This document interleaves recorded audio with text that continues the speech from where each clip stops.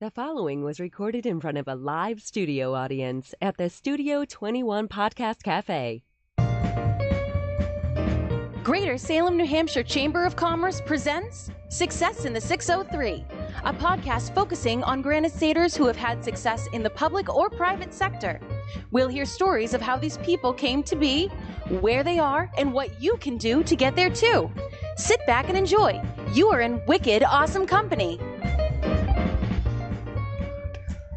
Welcome, everyone, to Success in the 603. I'm one of your hosts, Donna Morris, and I serve as the president of the Greater Salem Chamber of Commerce. Hi, I'm Craig Dufton. I'm with United Compressor and Pump. I'm the president of that company and a proud chamber member, as always. Happy Valentine's Day to all of you out there. Happy Valentine's Day, Janine. Thank you for being here, as always. So in this special Valentine's Day episode, yes.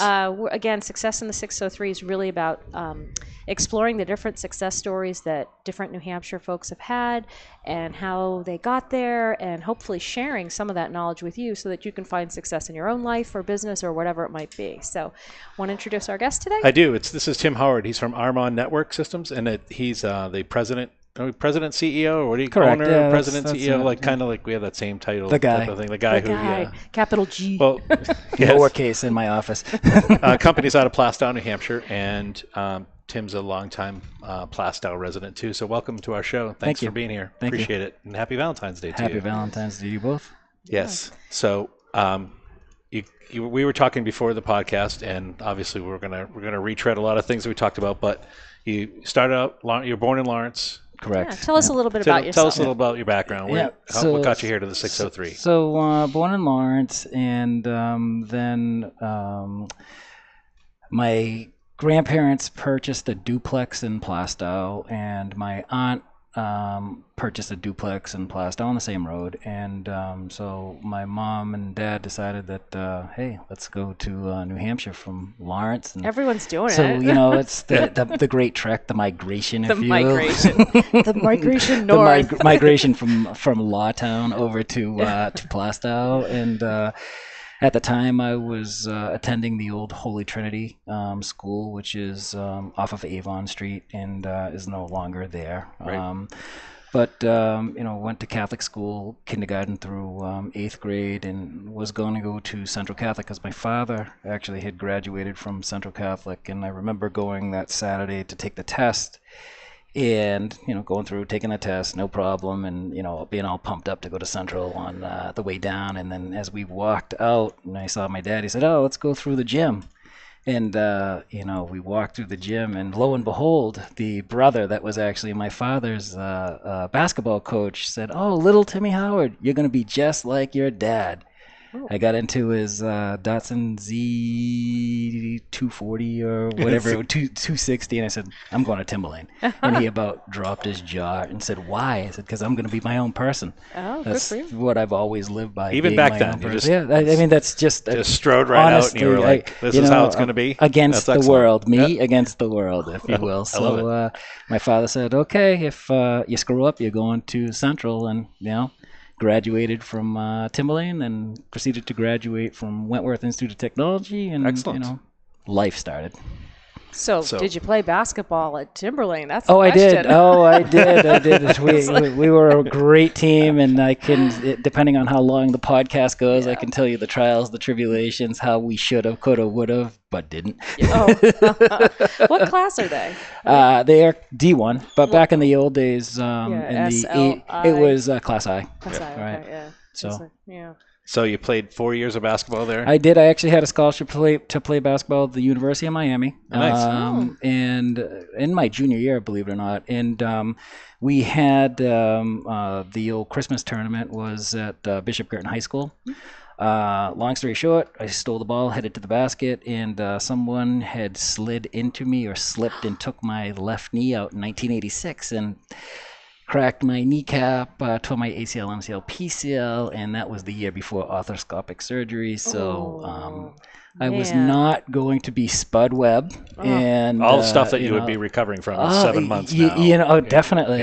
Crazy. The miracle of medicine Yeah. wasn't the miracle back then. But you know what? It was actually the best thing that happened to me because. I mean, the miracle of medicine wasn't the miracle back then. But you know what? It was actually the best thing that happened to me because. I mean, the miracle of medicine wasn't the miracle back then. But you know what? It was actually the best thing that happened to me because when you have adversity, it's how you handle adversity. And I can remember laying in bed with my, foot up, if you will, and because of a surgery, it was a lot different back then than it is now, because you're almost rehabbing right away, but you weren't back then. But you know what? It really instilled in me the value of education, and my parents did that as well. You can come home and play, but before you played, you had to get your homework done, and I literally my wife and I literally sort of stayed to the same regimen, if you will, with our kids. It was like, hey, you know what, you can come home and play, but once you sit at the table, get your homework done, and then you have all the time in the world to go and play.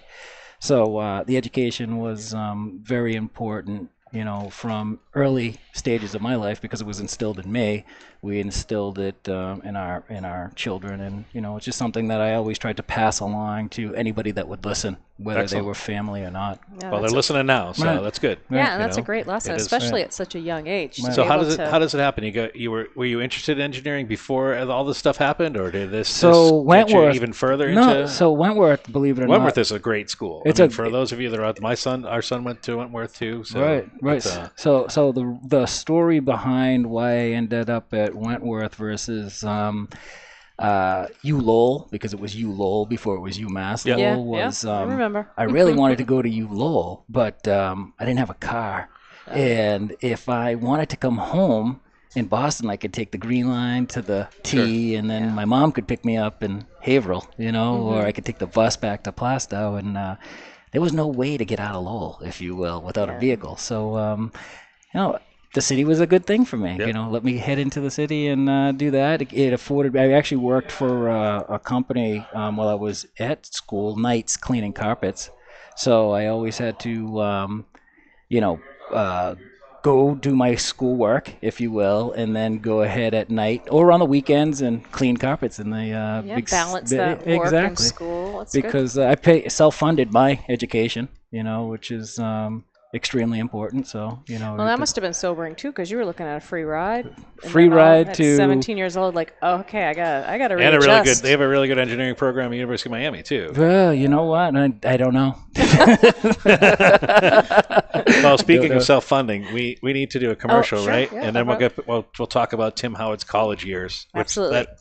And RMON is on Valentine's Day. Yeah, that's fine. RMON is one of our sponsors, but because you're the guest today, we're going to highlight some of our other sponsors. First off is Travis Terry and Company CPA. They are up to their eyeballs in tax season right now, but I'm sure they'd be happy to help you out. They operate under the foundation of honesty and integrity and hard work for you.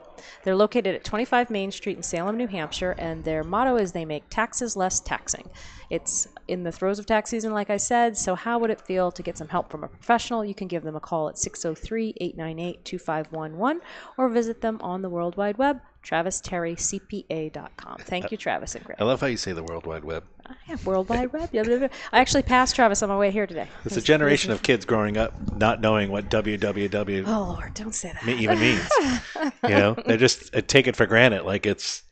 Yeah. Like, so what did we have when we were kids for technology? We had Walkmans.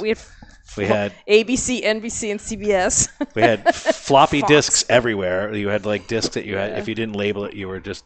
That's what we had in the 80s for. Our parents had remote controls. They'd say, "Hey, Timothy, get up and change the channel." So that leads really in perfect lead-in, Craig, with technology. That was one of my favorite days was when Comcast, or what were they, Continental Cablevision back then, came to our house with this remote controlled box, and my dad used to sit right on his belly and just zoop this thing back and forth. That's funny. My days as a remote control were over. Right. So that's a great lead-in too. Like, talk about a little what you've seen. So you're getting out of college, and you're probably in the middle of like floppy disks and what compared to what you and RMON do now. Tell us a little bit about how, from your education to how you got here. I'll tell you, actually, where'd you work? It's really a good story. So Wentworth at the time, entering in 1987 was 2+2. So you went to school for your first 2 years, received your associate's degree, then you went back and you received your bachelor's degree. So after I had received my associate's degree, my aunt was friends with a woman who was the director of HR at the old Family Mutual Savings Bank on Merrimack Street in Haverhill. And as a programmer, that's what I went to Wentworth for, was for computer science. So they offered me a job to come in and write some DBase 4 and maintain some databases. So that was a summer. It was an internship, and I'm like, oh, this is a beautiful thing. And just as I was getting ready to go back to school and at the end of August, the manager of, we'll call it IT at the time, Mike O'Connor, took a job at State Street Bank. And while I was there, networking actually started. So we had the first network was a Banyan Vines network. So this was before Novell Networks. Okay. This is like the dawn of the PC. You know, I think they were the 8086 PCs back then, the big clunks. So the dawn of the workstation. The dawn of the workstation, yes. Right. So they said I knew how to, maintain the user. I picked it up over the 3 months that I was there, 2.5 months that I was there. So they couldn't afford to lose both of us. So they said, hey, Tim, we'll give you a job for $14,000 a year full time. Whoa. I said, whoa, I could buy a car. Remember my earlier, I could buy a car and I could go to school nights and weekends. So believe it or not, and they said they paid for tuition reimbursement. So nice. I actually took the job. I commuted. I worked full time. I went to school nights and weekends for the next 2 years and proceeded to graduate with the class that I enrolled with. Oh, but to great. my benefit, I actually had 2 years of experience. So at the end so of you really did get your scholarship. Oh, I got you got your scholarship for doing what you wanted in computer science. So instead of basketball, it was computer science. It was beautiful because literally I received my bachelor's degree, and I think it was probably the latter part, almost August timeframe again, where I was offered a job, again, programming and maintaining a Novell network, because I actually, luckily, worked with the team to migrate from the Banyan Vines network to Novell network. So boy, I was getting all this experience that I didn't realize I could put on a piece of paper that would be beneficial later in life. Right. And I went from $14,000 to $30,000. That's a double. Well, it's the evolution of networking. That right. you worked through it. Right. You basically were paid to work through the right. coming out of the water as a network. Getting our little legs and going up a Novell and moving on up. It's crazy, stuff. Yeah. And I stayed at that company. I remember the company was called MMC, Municipal Management Corporation. They are now still in business, but they are called Vision, and they developed an application that tax collectors, assessors will use for parcel management, if you will. But anyway. Someone offered a job. So there was a job that came up. I think a recruiter called me and said, do you have a resume? And I'm like, okay, let me shoot my resume over. And it was an engineering company called New England Systems in Waltham that looked at my resume and said, Banyan Networks, Novell Networks, you've gone through a conversion. How would you like a job in our help desk? I'm like, ooh, help desk.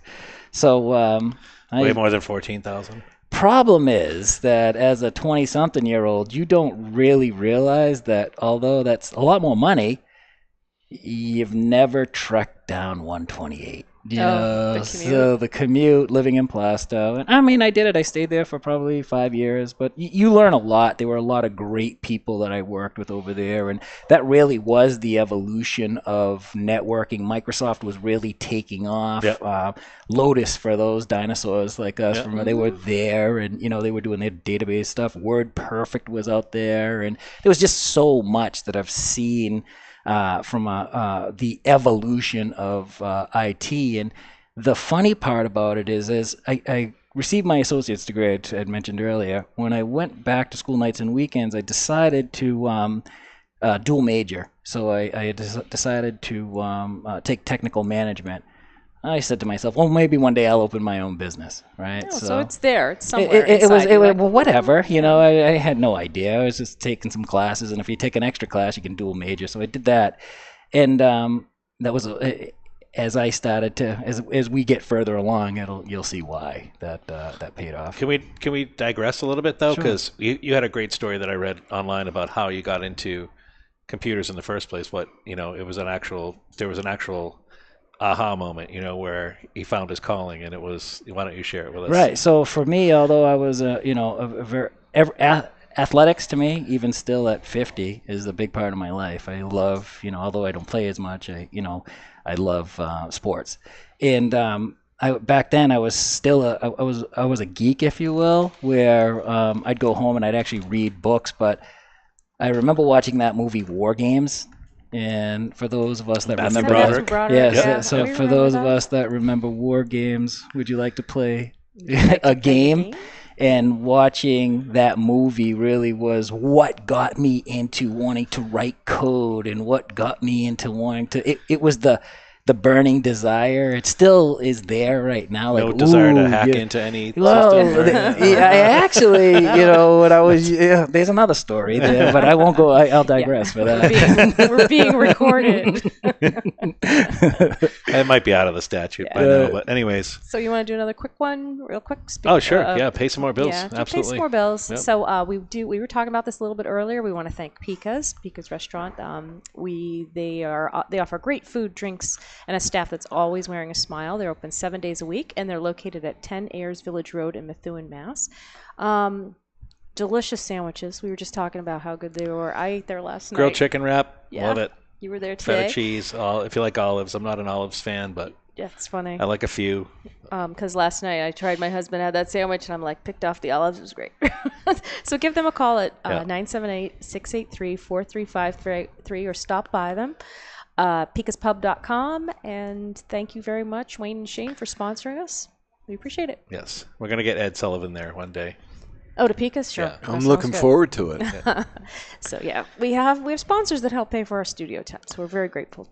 They enable for people you to be like here. you, Tim. Thank you very much. We appreciate it. So now I'm waiting for part 2. You were like, well, I'll be part of the story. So what happens next? You're doing this commute for 5 years, and then so I did the commute, and then I can remember networking at the time. I went from help desk to a network administrator to systems engineer to senior systems engineer, and as a senior systems engineer, I worked in the banking finance space because it was natural, right? I started my career in finance, working for the bank. And then, so I had customers that were State Street Bank, Bank of Boston, the old Fleet, Unibanco. So the beauty of that was that I could fly all over the place. I remember I was 26 and I purchased my house in Danville. And that first 2-3 months, I think, sent the mortgage payments in and slept there maybe 3 weeks and 3 months. Really? And I can remember there was something happened. I don't remember what was going on, but I started to get that anxiety, like, oh my God, I don't really want to do this. Let me try something else. I have something else. The management. Let me try maybe being an IT manager. So back to the recruiter that had recruited me to the old New England Systems, and she said, well, as luck would have it, we have an opportunity for you. And what time frame is this? This is probably, let's just mid-90s or definitely mid-90s, 95. Yeah, let's say mid-90s, 95, 96 time. Well, 94, 95, whatever, mid-90s. And that was right before the .bomb, the internet was starting to take off there, if you will. And so I went in, I took a job in Cambridge and met some good people. I actually worked for Mr. Wonderful, and his company was Kevin O'Leary. And his company was was Softkey International, and then we purchased a company called The Learning Company out in Minnesota, and then we absorbed their name. So I can remember going through and working in Cambridge and flying out with the IT team and going through mergers and acquisitions. It was really, you don't appreciate it because you're living in the moment, but looking back on it, it was really interesting to see. You really have worked all the way through the almost the whole right. I mean, a whole, what's the word I'm looking for? Like life cycle, like evolution in working in industry. Like an industrial evolution. Basically, is that it was a boom of the networking. Right, and I hadn't even been in the industry for 10 years yet at that time. either, which was really good. So I saw a lot of different things, and at that point, it's like, oh, you can make a lot of money. So you're making money, you're getting recruited left and right. And then I can remember getting recruited from Charles River Ventures, which is a VC company. And this is really right before Y2K and the whole nine yards. Go, oh, Tim, why don't we send you into this company, grow them from 50 people to 100 people, and move to another company, and we'll give you stock, and we'll give you all this. And so I followed that, followed those, crumbs down that road. And, in that time frame, I met my wife. And we got married, and 2000, my son was born, and I was 31 years old. And I can remember leaving a company in, I think it was Lowell, Chelmsford Lowell, taking a job at another company. And now I'm the director of IT, or vice president of IT. I forget what it was. The company was Snowshore Networks and VC funded. And Y2K happened. And I think my wife disagrees with me, but I was on vacation. I came back from vacation. I got laid off. I'd never been laid off before in my life. So I have a 1-year-old. My wife is pregnant with my daughter. And they said, well, this is September. We will carry your insurance. Here's your severance package, but your insurance is going to end October 30th, or whatever the last day of October. My daughter is born November 28th. Yeah, I'm like, right, so how pregnant was she? Right, so from that perspective, I'm like, okay, I need to find a job, and I need to find a job fast. I'm always one that, and if my wife's listening, she's laughing. I don't like to spend money. I like to, I'm that squirrel that takes all the nuts and hides them, the rainy day fund, right? Oh, you're that guy, huh? I'm that guy, but thank God I did, because it was raining? At the end of it was pouring, and old man was snoring, right? So literally, a friend of ours had a company, and I can remember I was watching the Yankees play someone in the World Series, and he had called and said, my data center is down. And I'm like, oh, it was a checkpoint firewall or something to that effect that actually was down. And, I said, okay. I stayed on the phone with him until about 1 o'clock in the morning, got his network back up, and I could remember walking back upstairs and saying to my wife, I know what I'm going to do. And she said, well, what's that? Go work for? And I said, no, I'm going to start my own business. And she's like, you're going to what? And that's how the process of starting RMON Networks happened. Yeah.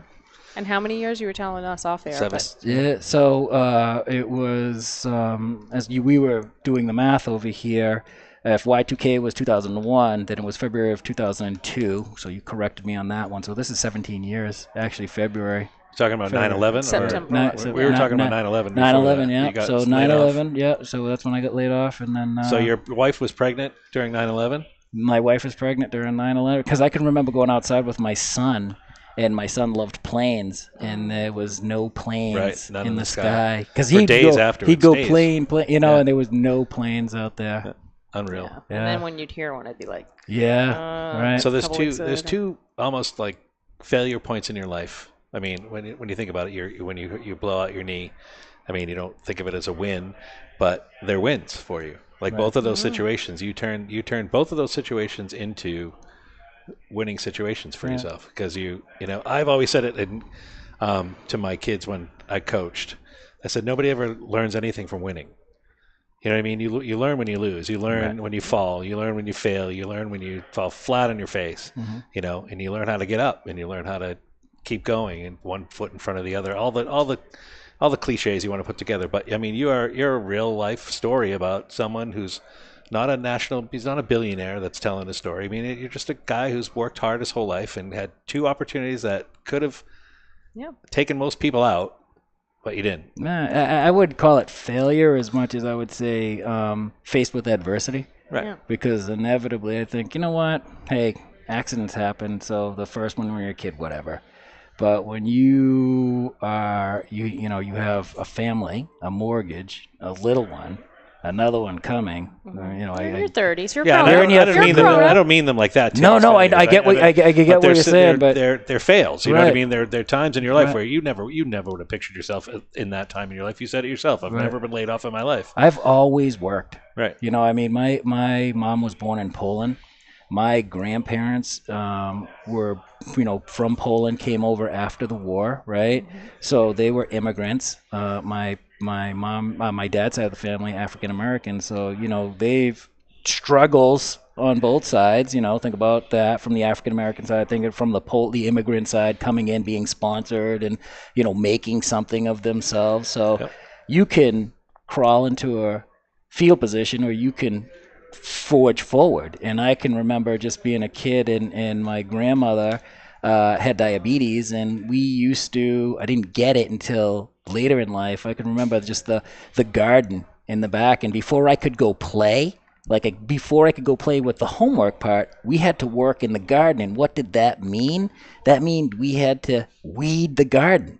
We had strawberries, we had tomatoes, we had cucumbers, we had potatoes. And I hated the potatoes. Why? Because I can remember we would literally dig the potatoes up. I could take it to where my mom lives, still in that duplex, and we'd fill the basement, the backside of the basement, with potatoes through the winter. Yeah. I mean, that's how it was done in the old country, and that's how it was done. So there's a lot that you don't appreciate in the moment that, looking back, I'd go dig those potatoes up tomorrow if I could. You know what I mean? Absolutely. Just to spend that time, quality time with your grandparent. Speaking of that, who influenced you the most, though, growing up? I would honestly think that... Might be that basketball coach with that comment at the last second. Yeah. No, to be honest with you, Influence. if I actually had to think about it, I think that probably my grandmother. Really? How so? She spoke broken English. She was a diabetic. Which grandmother is this? This is my Polish yeah. grandmother? Okay. I can actually get emotional thinking about it right now, but she worked hard, and that instilled that in me. Yeah. You know. That's awesome. So You are breaking up. yeah, honestly, yeah. It's good to love your grandmother. Absolutely. That's a good message. out there. Listen, if I could love my grandmother and give her a giant hug right now, I absolutely would. She was one of the best, too. The same. Yeah. I mean, I can't think of anybody's grandmother that... Has anyone ever said, oh, my grandmother, she's really... Even when you not a said nice- when you said that potatoes thing, because Yeah. when my grandmother's from Newfoundland, and they had all the potatoes in the basement in like that cold Corner. Yeah. like there was, you'd open the wooden doors and there was a earth, like almost an earth Yeah. cooler with that stuff. It's pretty Definitely. funny. Really But keep well I down think there. what I love what you're saying, Craig, too, and about, you know, it's really about how it's adversity. And I used to say to my boys, life is about how you handle it when it doesn't go your way. Right. Because there's people that, what do? Do you quit? Do you cry? Do you fight harder? Blame do you someone get angry? else? Yeah, you know? How do you handle in this moment when life's not going your way? Are you gonna blame others? Are you gonna stop? Are you gonna? Because people do. And that's great. You had two of those moments where you didn't quit. You Right. decided like, okay, where am I gonna go from here? And you made it positive. Right. So that's a great message for So people. Aaron said you have to be ready to pivot with the times. Thanks for Pivot. watching, Aaron, by the way. And Regina just tuned in, too. So Good. Yeah. Good. I like mean, that. A life pivot. No, I mean, inevitably, even in business, definitely in life, there are the pivot moments, but definitely in business, there are moments where you have to be able to adapt to the moment, and especially in technology. Yeah, You know, it's you have to moving be able to have fast. some foresight into, okay, is this the right decision? You know, what can we do? And, you know, when you go from a single sole proprietor to hiring employees, now not only are you worried about your family, right, but you have, you know, the people that work for you, and Every they day, have families. So I mean, it really gets to be where you're like, okay, I have to make this work. But see, you you're know? you're one of those employers that is thinking about somebody else besides himself. You know what I Right. mean, you're thinking about your employees, and you're thinking. I'm in the same way. You know, for years I've paid for my employees' medical. You know, tried to pay for as much as I possibly can, keep costs low to them, because I can't give all the other things that giant companies can give, but Right. smaller companies like ours can give the flexibility that people need. And it's important, though, because you can hear it in his voice when he's talking about his employees, like they're just as important as he is, you know, if not more important. I think they're more important. Whatever it takes to do the job. I mean, you know, I can be the guy, it doesn't matter. At the end of the day, we have customers, and we're in the service industry, IT, regardless. we're in the service industry. So, it's how my staff, interacts with the customer, and services the customer, whether it's IT, whether it's one of our sponsors over here that are in a restaurant, or whatever it is. Right. Customers can go elsewhere if they don't have the right service that they're looking for. So just for our audience, can you succinctly, because you talked about setting up the company, tell us a little bit about what RMON does, and how many people you are now, and how you are that success story. You've won awards in New Hampshire, what more than just setting up IT. What do you guys do? So we are a systems integrator, managed services provider. So we're an IT organization that services customers. So when I say managed service provider, that is we have customers that are under contract. Where we are their outsourced IT department. So small business owners love just small mid-sized businesses. I don't have an IT department. Right. I hire our right. That's exactly right. So we take care of their network and their servers, workstations, firewalls, and backup, and so on and so forth. We do a lot of project work. A couple of years ago, when the whole cloud thing started to evolve in and around Microsoft's cloud technologies, I embraced that because I made the mistake of not embracing virtualization when that technology was presented. I said, "Oh, that'll never work." Then I lost a couple of opportunities because I quoted one way, and I learned, right? And I said, "Okay, you know what?" I was at a Microsoft conference, and there was, let's just say, 50 small business partners, SMB partners in the room, and the regional director said, "Hey, I got to talk to you about this cloud solution where we bill the customer for you and we pay you some sort of commission, whatever." And I can remember I was on the end over here, and they started on the left side, and everyone said no, in sports and gambling, right? I looked out and I said, "Oh, all the money's on this team over here, so let me jump in. It's going to be a great opportunity." And I said, "Sure, I'll try it." And I remember leaving. I called to my wife, who was, helping me with business but still working elsewhere. And I said, "Denise, I need you to take this test from the sales side. I'll take this technical test. We'll be granted admission into the Microsoft, cloud partner program." And that was the best decision I did. Nice. I ever awesome. made, because what ended up happening there was we went from, just a small company being in my basement at the time to getting leads from Microsoft that allowed us to move into a small office in Kingston and continuing to get leads. And in that, we were the customers that we were migrating from on-premise Exchange servers, email services, to cloud services. That was project work. So not only were we doing projects with the hopes of bringing on this additional recurring revenue, if you will, and that's what ended up happening. So we do a project, build a relationship with the owners or points of contact over there, and then sign that contract. So we'd services, contract, and longevity, if you will, life cycle of a client. So. And how many people are you employing now? Mid-20s, 25-ish time frame, 25-ish, 26 maybe. And you've won a couple of New Hampshire awards Right. for outstanding business. Right. What are some of those? Share with us. Remember the names of them? So we have the one that we won. The Business New Hampshire magazine. We have that one. We have the one that we won from the Chamber. Oh, the Chamber. Oh my gosh, we how have could I the forget Chamber, that one? right? Right. So we have a couple of them. Yeah. Nice. I'm not one to gloat on things Pillar- like that, to No, be but honest. I The think- Pillar Award, thank you.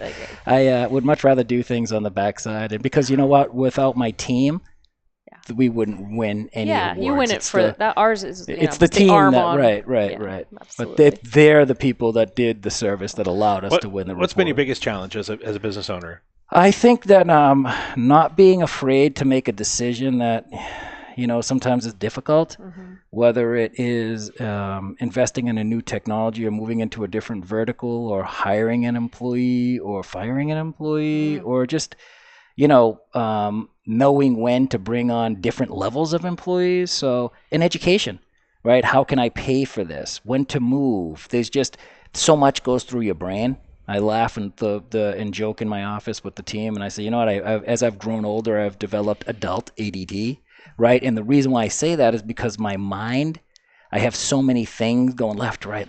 There's so many things to think about, right? That it's just tough to pay attention to one thing.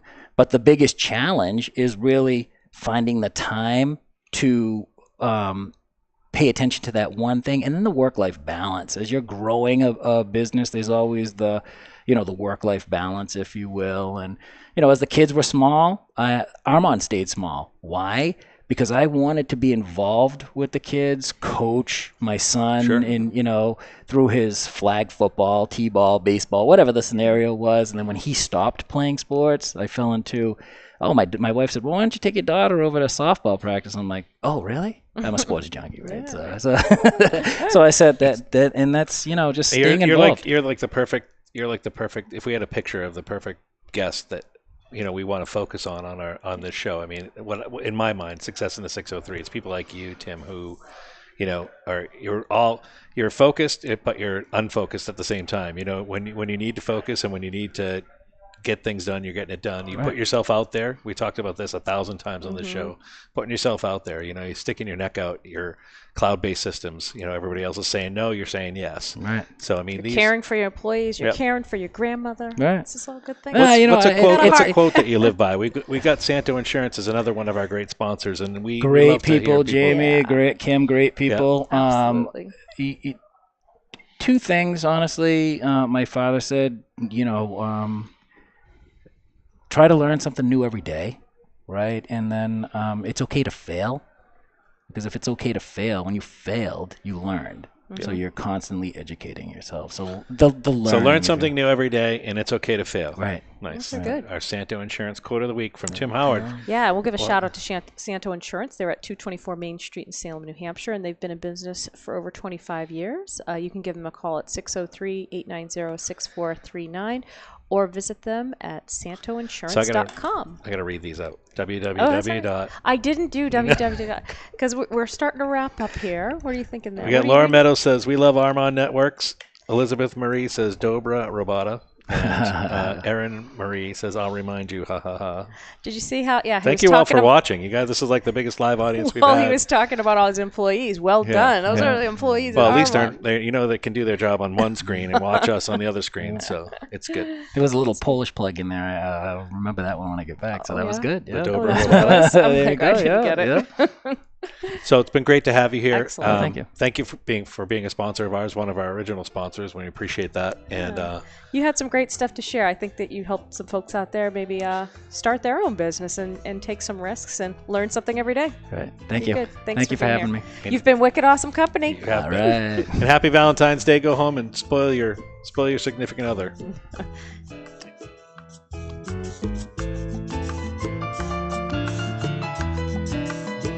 The views and opinions expressed by the hosts, guests, or callers of this program do not necessarily reflect the opinions of the Studio 21 Podcast Cafe, the United Podcast Network, its partners, or affiliates.